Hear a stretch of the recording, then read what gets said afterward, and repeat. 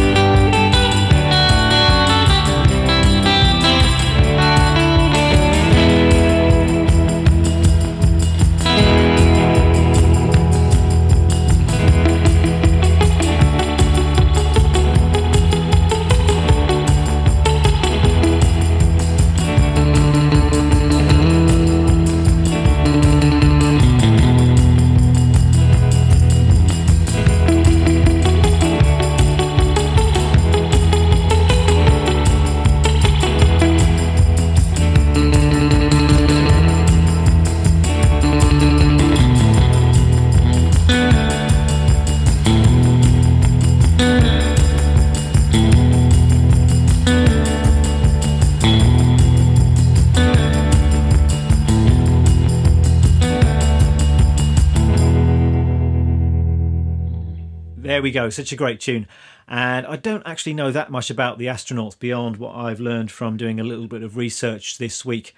And they were part of that early 60s boom in surf music. Apparently this track was a minor hit for them in 1963, according to Wikipedia.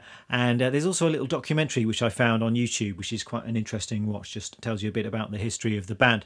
And as I said, this one is written by Lee Hazlewood, and I'm a huge Lee Hazlewood fan. I didn't realise this was written by him, but now I do know. You can actually hear that it's a Lee Hazlewood track. There's something about that chord progression and the melody which is very Lee Hazlewood. So I'm going to try and keep this video fairly concise. So let's get straight down to business and I'll break down how this one is played. So I think there were 3 guitar players in the Astronauts, and there's obviously the lead guitar part in this one. Then there's a rhythm guitar part that's playing these muted 8th notes, almost like a bass line. And then there's another guitar that is strumming some chords. And as the track opens, you're just hearing this muted 8th note part from one of the rhythm guitar players. And it's just going from E to a D, so E.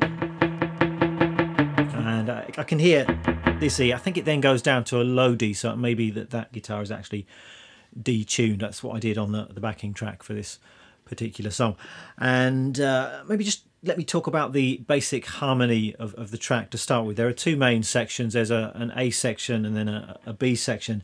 And the A section is based around a pair of chords. We've got an E going to a D, and just going back and forth between those 2 chords.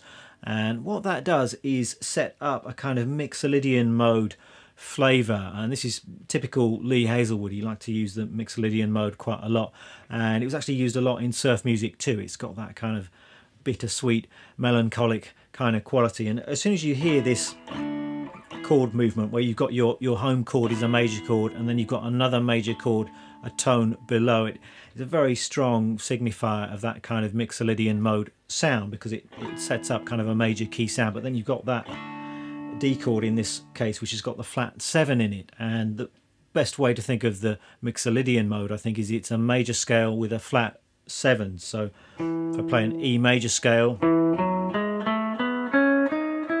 to make that into an E Mixolydian mode, we're just going to flatten the 7th, so the D sharp is going to become a D.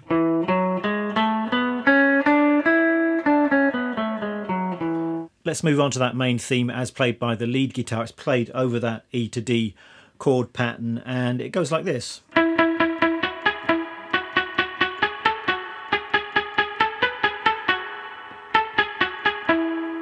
Let's just start with that melody. All of these notes taken from the E Mixolydian mode, the Mixolydian scale, and we're starting on the root note here, this E, and it's really a kind of scale sequence, this. So we've got this, so that's the first 3 notes of the scale,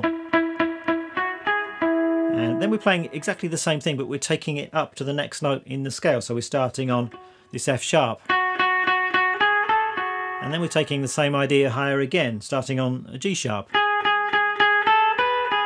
And then it changes slightly. It comes down. So that's our melody. There are multiple places you could play this on the fretboard. I've chosen to play it kind of around the 7th position, and then I'm climbing up on the B string. You could play it down here, I think.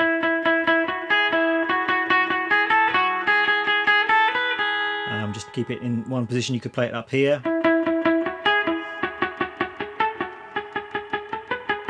but for one reason or another I've chosen to play it down in this position. And important thing here is the muting. There's some quite heavy palm muting on this. It really makes the notes quite clicky, and if you've got that surf reverb sound, then you can really hear that reverb. When you've got the pick attack, you can hear those reverb trails on it. And the other important thing to bear in mind with this is we're coming in on an offbeat, so it's 1 and 2 and 3 and 4 and 1 and 2. So each part of the phrase is coming in on the and.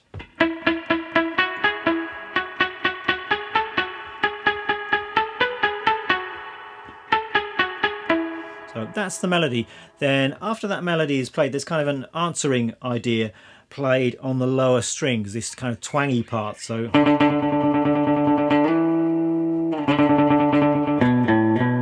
a good bit of tremolo picking practice here. I'm playing this this D note here, 5th fret on the A string, and sliding up 2 frets, and then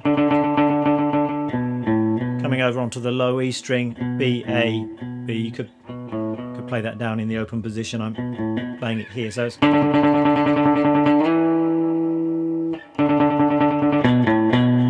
Again, both of those phrases coming in on the and of 1, 3 and 4 and 1, 2 and 3 and 4 and there is a bit of a knack to getting that tremolo picking up to speed. It does take a bit of practice. If you want some more pointers on tremolo picking, I did do an entire video devoted to tremolo picking, and there are some exercises for working on that which you might like to check out. Next we've got a bridge or a B section, and there's a key change here. We're going from E to the key of G, and the chords that we've got now are G, D, C and D. So the 1, 4, 5 chords in the key of G. And the lead guitar part is really interesting here. It's outlining those chords, but it's using these shapes. It's really the C grip shape. So if you know your cage system, you'll know how you can take an open position C cowboy chord and then turn it into a movable shape. It's this kind of shape. So you can in fact play a G chord up here at the 7th position. Bit of an awkward shape actually if you're using that full C grip, but very often I don't use that full grip and I take the little finger out of the equation. I'm just playing that triad, or as is the case here, we're playing this triad shape with that B note on top. So in fret numbers we've got 9 on the D, and then 7, 8 and 7. This is a G major chord, and we're just sliding into that, and there's a little melody that you want to bring out on top. So putting down my pinky, and you've got the B on top already. And then we're going to D. I'm using that same shape, so I'm shifting down to the second position, and a melody on top. So I'm just coming out of that chord shape to play this A and this G. And then we're going to a C. And again, creating that melody, just adding in this high G. Then we're back to this D shape. Going round again.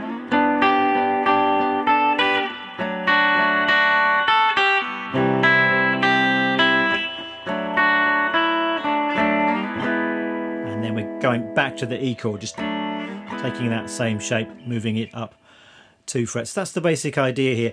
And as far as the picking goes, it's kind of in between strumming and picking out single notes. I think you can be fairly loose here. I'm sort of strumming this but trying to bring out that melody note, just keeping my pick moving up and down.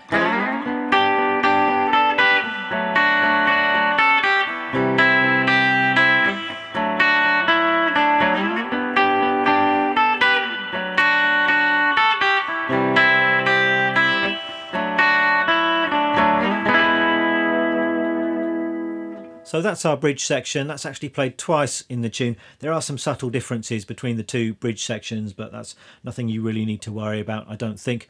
And that's about it. It's just those 2 sections. I think that the structure of the tune is the A section, the B, A, B, A, and there's just a little ending section as well. So after the final melody, we've got...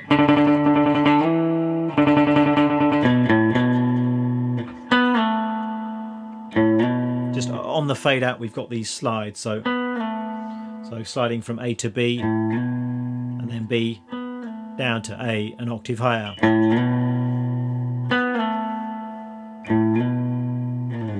Let me give you a quick rundown of the gear that I'm using today, and I did find some great pictures of the astronauts, and they're all in their 60s suits, and I'm happy to report that all 3 of their guitar players were using Jazz Masters in these pictures, so I'm assuming that's what's used on the recording. I'm using my, I think it's a 65 reissue Jazz Master, and my amp is a Fender Princeton. Of course you're going to need spring reverb if you want that surf sound, so most reverb pedals these days will have a spring setting, so you want that setting, and lots of it as well.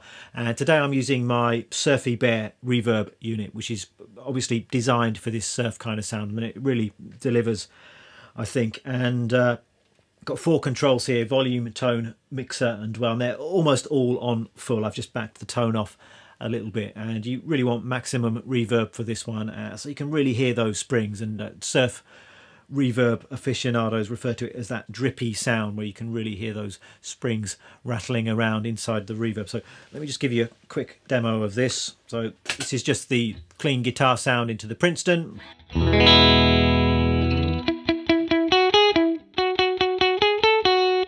And if I add in the reverb,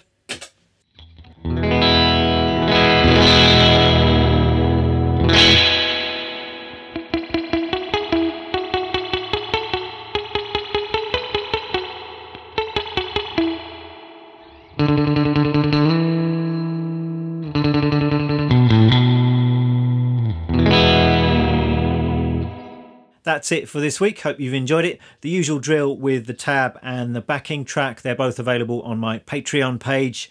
Pay what you like and get access to the tab and the backing, along with a whole smorgasbord of other tabs and backings. Thanks very much for watching. I will see you next week.